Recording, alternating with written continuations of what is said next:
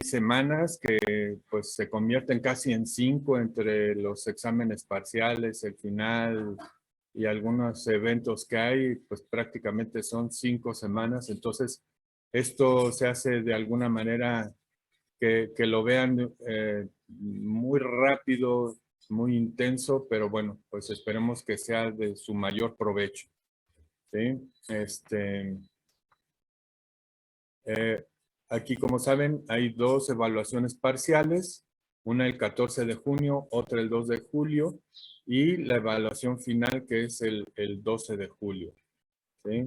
En su cronograma estaba el 14 de julio, todavía no les defino bien, pero creo que puede ser el 12 porque ya son días que no hay muchas clases y considero que deben de ustedes de tener 2 días de reposición para los alumnos que les haya ido mal o para que tengan, para que yo haga promedios, ¿sí? Y que pues podamos tener una calificación. Entonces, bueno, pues las reglas del curso, ya saben, son presentaciones en Zoom de 40 minutos. Vamos a tener un chat para la aclaración de dudas o preguntas. Más o menos les propongo que sea de jueves y viernes por la tarde. En algunos momentos dejaré algunas tareas para entregar el lunes. El lunes prácticamente estarán hasta las 10 de la noche abierto el portal para entregar tareas. La bibliografía, bueno, pues es múltiple, ya la tienen en su carta descriptiva, pero más que nada me apoyo en Harrison, en endocrinología clínica de Dorantes, en Williams. El Williams es muy extenso, así es que sería para consultar algunas cosas, pero no, es bastante extenso y a veces podría decir que tiene mucha paja, ¿sí? Dentro de la calificación, pues ya saben que las evaluaciones van a ocupar el 25%, las evaluaciones parciales, el final un 40% y las actividades como es la entrega de tareas, algunas participaciones, si tenga oportunidad de subir algunos casos clínicos, bueno, pues de eso todo se va a contabilizar y va a ser el 10% de su calificación. Y bueno, ya entrando en materia, pues esto es bueno, antes lo que les comentaba yo de los temas que se han estado modificando, no sé si alguien ya vio la carta descriptiva, pero la idea, como les digo, es de manejar algunas cosas más prevalentes en nuestro país y que son prácticamente de preocupación en la salud pública de México. Y entonces estamos dando, por ejemplo, un énfasis un poquito mayor en cuanto a obesidad, síndrome metabólico, diabetes mellitus. Eh, Antes se veía un poquito más rápido, ahora lo vamos a ver con mayor detenimiento. Tengo una clase incluso de tratamiento quirúrgico de la obesidad que está tomando cada vez más auge pues en todo el mundo y en nuestro país también. He quitado o he prácticamente disminuido el tiempo para algunos temas que son sumamente raros de ver. Por ejemplo, neoplasia endocrina múltiple, que yo, como les digo, en mis 30 años de internista, pues prácticamente he visto aproximadamente uno. Entonces, ese tema, pues, probablemente se vea muy rápido, pero en cambio eh, he metido algunos temas como son el tratamiento quirúrgico de algunas neoplasias, las endocrinopatías autoinmunes, que se ven con mucho más frecuencia y algunos disruptores endocrinológicos. Eso también para mí es de suma importancia porque casi nunca los tomamos en cuenta y vamos a ver la importancia que tienen. Alguien que me diga si sabe de los, o se ha oído de disruptores endocrinológicos.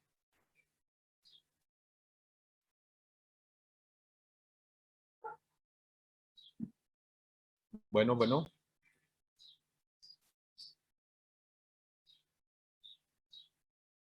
¿Sí me están escuchando? Sí, doctor. Sí, doctor. ¿Alguien ha escuchado ese término de disruptor endocrinológico? ¿A qué se refiere? ¿A qué?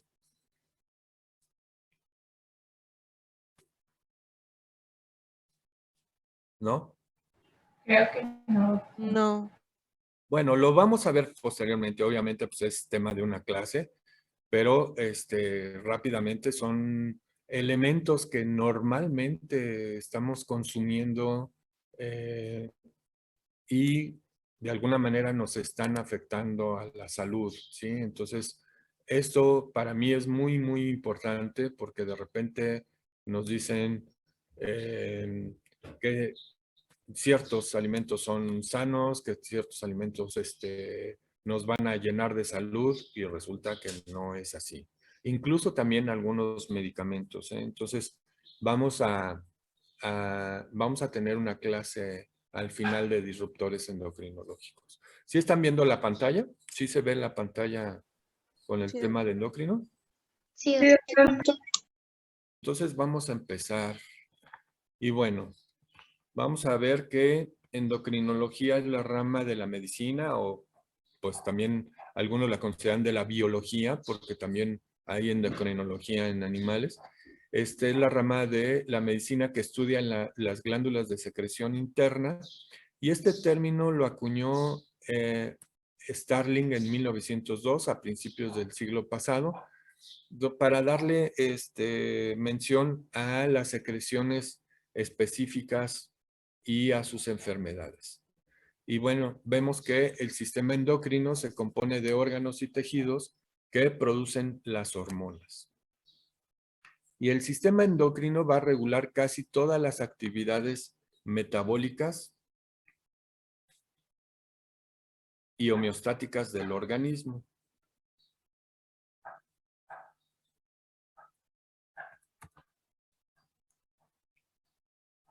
Vamos a ver que las funciones del sistema endocrino son múltiples y o sea, prácticamente abarcan todas las actividades del cuerpo y todas las especialidades. Yo les puedo, bueno, podría decir, a ver, Melissa Gómez, dime una especialidad de medicina que te guste. ¿Derma? Derma. ¿Qué tiene que ver la derma en endocrinología? A ver, o más bien endocrinología, ¿qué tiene que ver con la piel?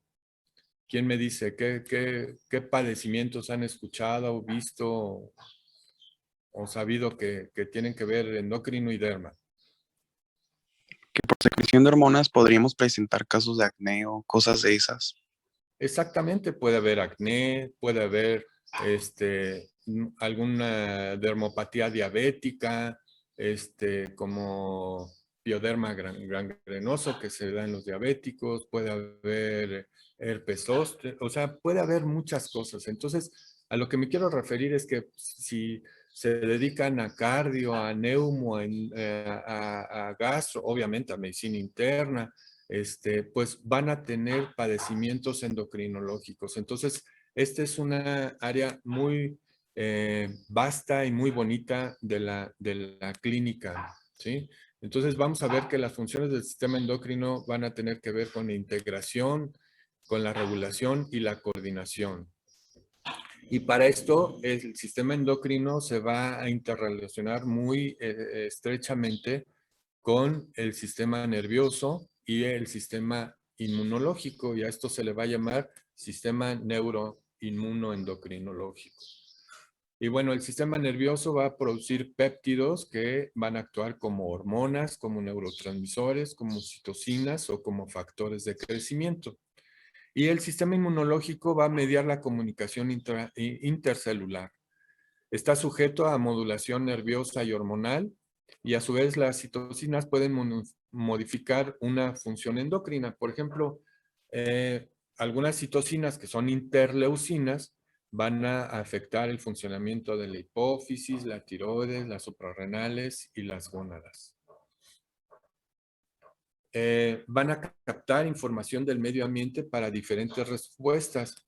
Aquí, por ejemplo, dentro de todo el campo biológico y médico, se dicen que las especies tienen 3 funciones principales, que es reaccionar para, o sea, supervivencia, que es la reacción de defensa, huida y ataque, adaptación, que es la regulación de la expresión génica, y pues prácticamente preservar la especie. Entonces, prácticamente de eso se encarga la endocrinología.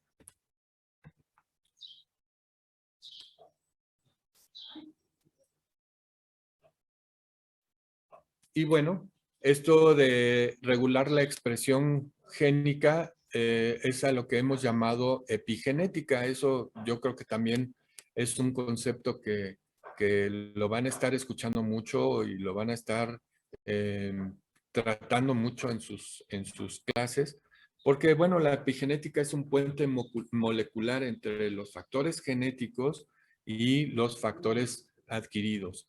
Y precisamente hablando hace un rato de los disruptores endocrinológicos, lo que pasa es que esos disruptores van a modificar la expresión génica para de alguna manera empezar a alterar nuestro metabolismo. Y bueno, vamos a ver que las glándulas endocrinas son órganos y tejidos con individualidad anatómica que pueden secretar una o varias hormonas. Existen glándulas endocrinas bien delimitadas, como, a ver, ¿quién me dice en sentido cefalocaudal, cuáles son las hormonas o las glándulas, perdón, las glándulas endocrinas que conocen de arriba para abajo? ¿Quién me dice la primera? Hipófisis. Hipófisis, bueno, está bien, pero arriba de la hipófisis está el hipotálamo, que también entra en el sistema endocrino. Entonces, está el hipotálamo, la hipófisis. Abajo de la hipófisis, ¿quién estaría? La pituitaria. La pituitaria es la hipófisis. ¿Es ¿El hipófisis? La tiroides. tiroides? Tiroides, exactamente. Timo es más bien considerado como un órgano inmunológico, no endocrino. Esto es tiroides, y junto a la tiroides, ¿quién está? La paratiroides. La tiroides. Y si nos vamos más para abajo, ¿quién está? Suprarrenales. Antes de las suprarrenales hay algo. Páncreas. Páncreas, el páncreas endocrino, exactamente. Luego las suprarrenales, muy bien. Y por último, abajo, ¿qué hay? Ovarios. Las glándulas sexuales. Exactamente, glándulas sexuales o gónadas, pueden ser ovarios en la mujer y testículos en el hombre. ¿De acuerdo? Entonces, prácticamente esas son las glándulas endocrinas bien delimitadas, ¿sí? Cuya actividad es regulada por mecanismos de retroalimentación, citocinas, factores de crecimiento o por el mismo sistema nervioso. ¿Y por qué digo bien delimitadas? Porque también, además de estas glándulas endocrinas, se reconocen otros órganos que van a tener células con actividad endocrina, como por ejemplo el sistema nervioso central, que va a tener como neurotransmisores la norepinefrina, el riñón, que va a tener, por ejemplo, la producción de una hormona que se llama eritropoyetina, y va a tener también, pues prácticamente participación importante en algo que se llama sistema renina-angiotensina-aldosterona, ¿Esto ya lo han escuchado en algún momento? ¿El sistema renina-angiotensina-aldosterona? Sí. Sí. ¿Y de qué se trata? A ver, ¿quién me dice?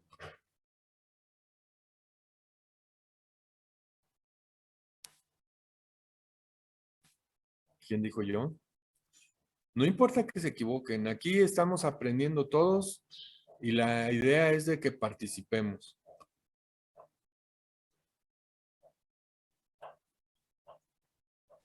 ¿Es el que va a regular la presión sanguínea? Exactamente, exactamente. A través del sistema renina-angiotensina se regulan bueno, más bien él capta el volumen circulante y a través de eso va a regular, por ejemplo, si retiene líquidos, si no retiene líquidos el riñón, para tratar de mantener una presión adecuada, ¿sí? Y de alguna manera, esto tiene que ver mucho con la hipertensión arterial, por ejemplo.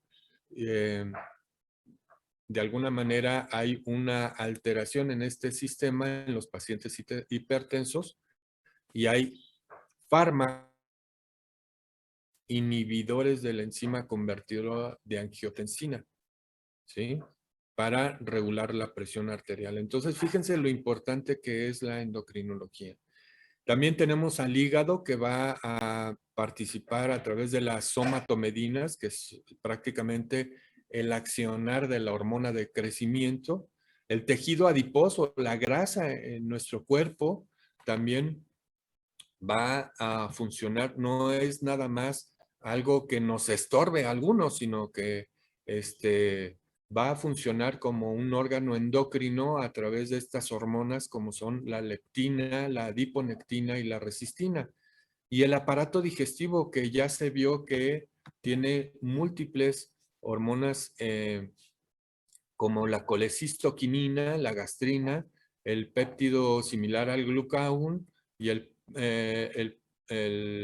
péptido glucagónoide también.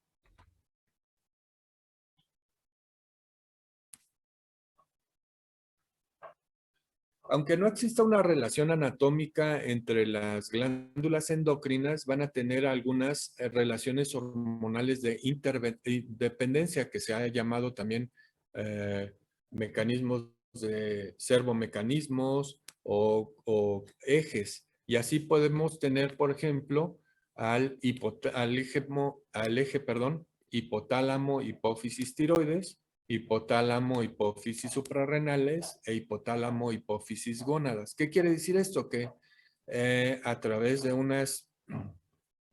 estímulo, el hipotálamo va, por ejemplo, en el caso de la tiroides, a liberar hormona liberadora de tirotropina para estimular a la tiroides y esta producir hormona TSH o tirotropina y esto estimula a la producción de hormonas tiroideas. Igual con el hipotálamo suprarrenales para la producción de cortisol y el hipotálamo hipófisis gónadas para la producción de LH, FSH, y las hormonas sexuales. ¿De acuerdo? Se acepta que todos los órganos secretan y responden a hormonas, sin embargo, para fines didácticos y de endocrinología, está acabando el tiempo, pero bueno. Dice, bueno, se acepta que todos los órganos secretan y responden a hormonas, sin embargo, para fines didácticos se orienta que aquellos órganos endocrinos cuya función es exclusivamente hormonal, y fueron los que dijimos: hipotálamo, hipófisis, tiroides, paratiroides, suprarrenales, ovarios, testículos, páncreas, endocrino, y hormonas secretadas por el sistema endocrino difuso como las gastrointestinales, el riñón y el tejido adiposo. ¿Qué es lo que vamos a ver? ¿Sí? Y bueno, vamos a ver que hay varias patologías en endocrinología, que es el exceso de producción de hormonas que pueden ser por neoplasia, por autoinmunidad o por una administración excesiva. ¿Quién me dice un ejemplo, por ejemplo, de un exceso de hormonas, de una enfermedad endocrina por exceso de hormonas?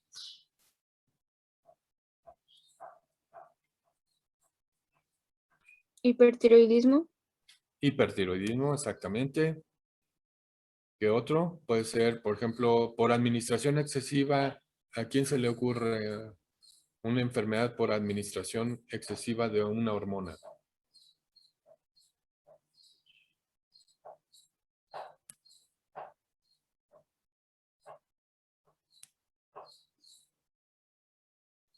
Por ejemplo, un paciente diabético que llega al hospital con una hipoglucemia y resulta que le pusieron más cantidad de insulina de la que necesitaba. Ese es un ejemplo, ¿sí? Otro puede ser los pacientes que toman cortisona para alguna enfermedad y después se la automedican y llegan al hospital con una enfermedad que se llama Cushing, que es un aumento en el cortisol. Entonces, todas esas son patologías por exceso. Luego hay por deficiencia hormonal, esto es, pues que dejan de producir hormonas. Puede ser por destrucción glandular, autoinmunidad. Se me ocurre, por ejemplo, una insuficiencia suprarrenal por un problema autoinmune, por cirugía. Hay personas que por un cáncer de tiroides les tienen que quitar toda la tiroides y se quedan hipotiroideas. Por infección, por inflamación, por infarto, por ejemplo, o hemorragia. Hay una enfermedad que se llama síndrome de Sheehan, que es una hemorragia o infarto en la hipófisis y queda el paciente con hipopituitarismo, o por infiltración tumoral. A cualquier nivel puede aparecer un tumor. Puede haber mutaciones en hormonas, en factores de receptores de factores de transcripción, en enzimas, en canales. Todas estas patologías las podemos encontrar en endocrinología. Y la resistencia a las hormonas, que pueden ser defectos hereditarios en receptores de membrana, receptores nucleares o vías de transducción de señales, o defectos adquiridos como una resistencia funcional por baja regulación del receptor y la desensibilización del postreceptor, que prácticamente el mejor ejemplo es el síndrome de resistencia a la insulina.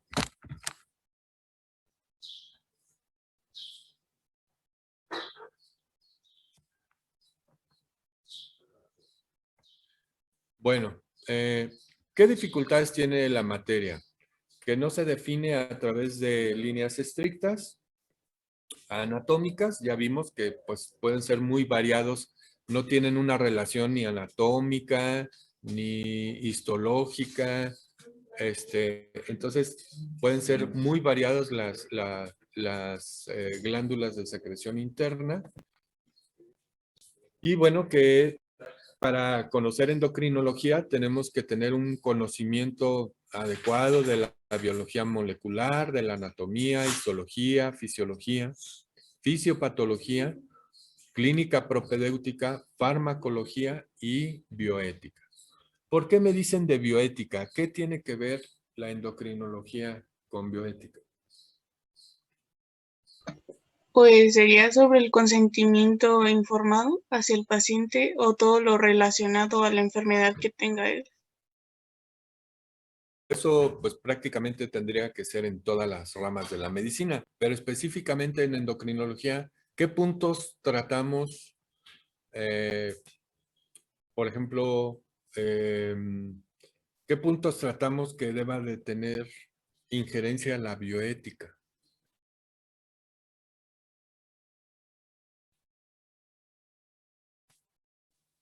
Acuérdense que tratamos, por ejemplo, de hormonas sexuales. Y cuando hablamos de hormonas sexuales, tenemos que ver con el crecimiento, con el desarrollo desde la etapa intrauterina, ¿sí? La diferenciación sexual. Entonces tenemos que ver así algunos puntos como, por ejemplo, cuestiones de anticoncepción, aborto, definición de sexo. Entonces todo esto tiene que ver también mucho la endocrinología y la bioética. ¿Tienen alguna pregunta o duda al respecto? Y bueno, vamos a tener la valoración clínica de trastornos endocrinológicos. Las manifestaciones clínicas de exceso o deficiencia hormonal, pues la vamos a ver prácticamente en nuestra historia clínica, ¿sí? En la presencia de los síntomas, en la revisión de sistemas, en la historia familiar, en los antecedentes laborales del paciente, en los medicamentos o sustancias expuestas, ¿sí? Esto quiere decir que tenemos que ser unos muy buenos clínicos y hacer unas excelentes historias clínicas para, pues para hacer nuestro trabajo en endocrinología. Y bueno, también debemos saber hacer una exploración física, si no bien de las glándulas, porque solo hay algunas glándulas palpables. ¿Quién me dice cuáles son las glándulas que podemos palpar? La tiroides. ¿Perdón? La tiroides. La tiroides, sí. ¿Y quién más? ¿Qué otra?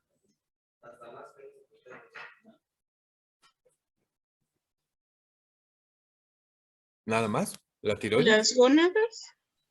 Pues sí, las gónadas son prácticamente esos tres órganos, tiroides y testículos de manera directa y de manera indirecta por una exploración, digamos que pélvica, por una palpación pélvica, se pueden palpar ovarios. Es muy difícil, o sea, solamente que tuviera algún quiste gigante o alguna tumoración, pero es muy difícil que puedan ustedes detectar un ovario en situaciones normales, ¿no?